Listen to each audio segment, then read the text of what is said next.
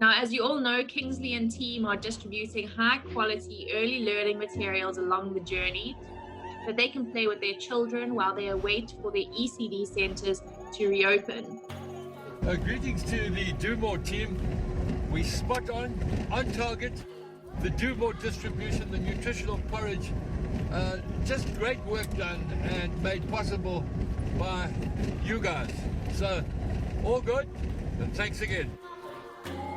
Today, we are talking to a long-term partner of the Do More Foundation, Renee Lighton, around the importance of play and the ease at which you can play with your young children using items that are literally within arm's reach. Renee, welcome, and thank you for joining us. Thank you, Cora. It's so nice to be with you. So why is play so important for young children?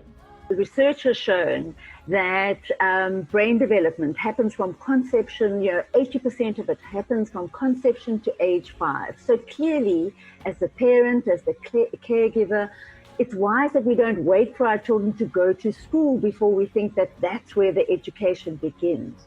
Is so important. And research shows that, play is the way to go, learning through play, because I'm relaxed, I'm enjoying, I'm present, it's purposeful, it's positive. And so how I like to remember how important play is really, the P is my reminder as the primary caregiver, as the parent, that I must provide an environment that's stimulating, that has an opportunity for my child to grow mentally, with a cognitive, socially, emotionally, and physically. Because what we're aiming for is a child with holistic development. The L is the reminder that love is the foundation. Yeah, so I need to be loved. I need to feel safe so that I can learn. And the A for me, is the reminder that we need to be aware as adults. What does a child need at every age and in their different stages? So there's an awareness. And also, again, for the adults to remember their attitude, that learning isn't about, I'm going to teach you, but that actually everything in the environment provides an opportunity for us to share and teach our children. So as we speak to them, as we connect that language that's going in, there'll be a return on that investment, on what we're putting in. And the why is, you as a reminder that young people need us, need an adult to guide, to give them what is needed, the language, the concepts, the variety, the stimulation, to invite that curiosity so that they learn to, when they're playing, they focus their attention, they're looking, they're concentrating. What can we use at home to facilitate play with our little ones? If you look at here, this packet of lids that I've just collected this week. Once again, it's something that we can sort for color, for shape, for size. We can set out a pattern. We can stack them. We can write words on these lids. We can draw pictures on the lids. We can seriate them from the biggest, from left to right, from the biggest to the smallest, from the smallest to the biggest. And so, if you get a container and it's got something in, have a look at how else you can use it. Because, it's about, so what do you think he's feeling? Because we want to grow that emotional intelligence as well as all the other skill sets that children need. How do we use this, this lid? Can you find something that's bigger, smaller? Can you tell me what color this is? Can you find something in the house that's the same color? This is a dump and fill. Once you've eaten, you can put things in and dump and fill. Kids love. You can put a slit in here and you can post.